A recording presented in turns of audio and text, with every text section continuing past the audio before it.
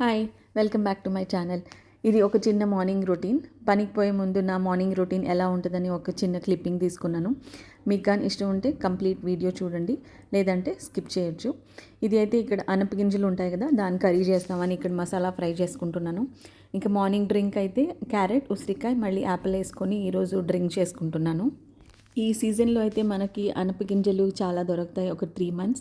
మళ్ళీ ఇంకా క్యారెట్, మళ్ళీ ఆకుకూరలు అయితే వింటర్ సీజన్లో చాలా దొరుకుతాయి కదా, అందువల్ల నేను ఇక్కడ క్యారెట్ జ్యూస్ చేసుకుంటున్నాను అనమాట. ఈ సీజన్లో అయితే ఎక్కువ క్యారెట్ డ్రింకే చేసుకుంటాను. ఇక్కడ అనపగింజలు అయితే దానికి తిరగమాతేసి ఆనియన్ తిరగమాతేసాను. మనం అనపగింజలు అనేది నీళ్ళు లేకుండా ఇలాగే కొంచెం వాడ్ చేసుకొని ఇలా మూత పెట్టుకొని ఉడకబెట్టుకుంటే అవి తొందరగా ఉడికిపోతాయి. ఇక్కడ ఫ్రై చేసుకున్నాను కదా ఆనియన్, టొమాటో అవన్నీ, దానికి కొంచెం పసుపు, మళ్ళీ కొంచెం కొరియాండర్ పౌడర్, సాంబార్ పౌడర్, కొంచెం లాస్ట్లో అయితే నేను కూరకి గరం మసాలా కూడా వేసుకుంటాను. ఇక్కడైతే క్యారెట్ జ్యూస్ కొన్ని రెడీ చేసుకుంటున్నాను అనమాట. దీనికి కొంచెం నీళ్ళు ఎక్కువ వేసుకున్నా పర్లేదు, లేదంటే మనకి గ్రైండ్ చేసేటప్పుడు అవి సరిగ్గా గ్రైండ్ అవ్వదన్నమాట. మనకి పల్ప్ కావాలంటే అలాగే గ్రైండ్ చేసుకోండి.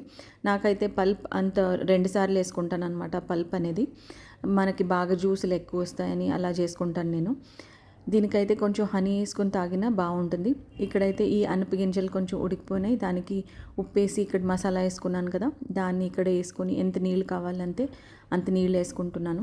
దీనికైతే సంగటి అయితే బెస్ట్ కాంబినేషన్. ఇంకా దోశలోకి కూడా చాలా బాగుంటుంది. పల్సంగా కొంచెం దోశ చేసుకుంటే అవి కూడా కాంబినేషన్ చాలా బాగుంటుంది. ఇక్కడైతే బ్రేక్ఫాస్ట్కి అయితే రవ వేసుకొని కొంచెం రొట్టి చేసుకుంటున్నాను. దీనికి కొంచెం టెంకాయ తురివి కొంచెం చక్కెర కూడా వేసుకుంటాను, బాగుంటుంది. అలాగే మనం టీలో ముంచుకొని తింటే బాగుంటుంది, లేదంటే ఏదైనా చట్నీ పౌడర్ ఏమైనా ఉంటే అవి కూడా కాంబినేషన్లోకి చాలా బాగుంటుంది. ఇంకా కొంచెం ఈ జ్యూస్ కూడా రెడీ చేసుకున్నాను కదా, అవి బయట పెట్టేస్తే మాకు ఒక పని అయిపోతుంది, లేదంటే మళ్ళీ అవి మర్చిపోతాను అనమాట హడావిడిలో. ఇక్కడ స్లాబ్ కూడా కొంచెం నీట్ చేసుకున్నామని ఇక్కడ స్లాబ్ అవన్నీ నీట్ చేసుకుంటున్నాను. ఒకసారి వంట అన్నీ అయిన తర్వాత స్లాబ్ మనం నీట్ చేసుకుంటే బాగుంటుంది, లేదంటే ఆ మరకలన్నీ అట్టే ఉంటాయి కదా, నీళ్ళు మరకలు కానీ జ్యూస్ మరకలు కానీ అవన్నీ అలాగే ఉంటాయి. ఇంకా పొద్దున్నుంచి నీళ్ళు తాగదాం అనుకుంటానే ఉన్నాను, అలా ఒక్కొక్క పనిలో మర్చిపోతానే ఉన్నాను. సరే ఫస్ట్ నీళ్ళు తాగేస్తాం, వేడి నీళ్ళు తాగేస్తామని ఇక్కడ వేడి నీళ్ళు తాగుతున్నాను. ఇక్కడ మసాలాకైతే కొంచెం నేను గరం మసాలా కూడా వేసుకుంటున్నాను, చాలా బాగుంటుంది. ఒకసారి ఇలా ఉడికించుకొని మళ్ళీ కొంచెం కొత్తిమీర చల్లుకుంటే మనకి ఆ కర్రీ అనేది ఇంకా టేస్ట్ చాలా బాగుంటుంది.